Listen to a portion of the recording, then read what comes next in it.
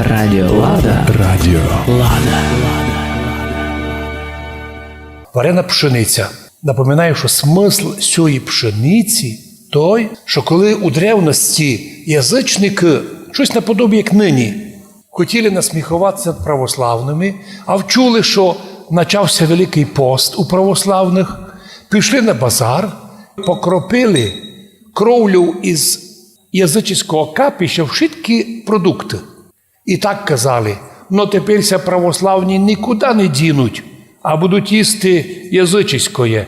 Святий Фьодор Цірон явився во сні месному єпископу і сказав: примітивні потуги безбожників всього світа не знають, що творять, вони не мають Божого світла.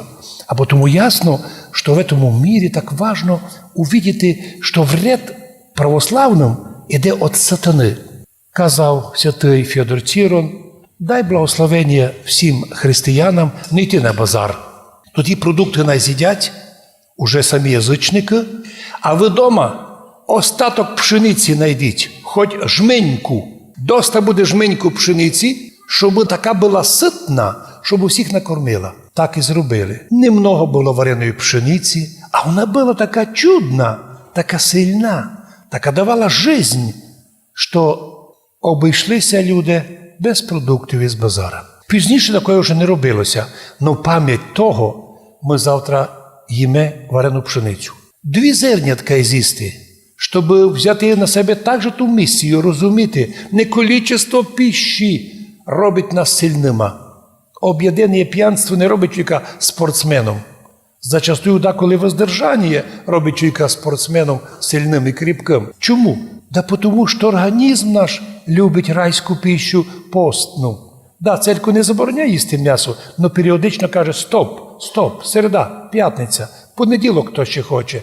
В результаті, хто пост держить, має великі Божі блага. А варена пшениця – напоминання: якщо ти дома їш, маленько маєш їсти дома, но перекрести їду і себе, помолися, Отче наш. І та маленька їда може тобі дати таку велику силу, якби з'їв 3 кілограми, а не 100 грам. Боже, навчи наших людей цінити їду Божу, а завтра пшеничку приймати як неку силу, щоб наш організм такий був настроєний, гармонічно настроєний, щоб у ньому процеси добротно йшли, обмінні процеси обійшли гармонічно, як на це акцентує медицина.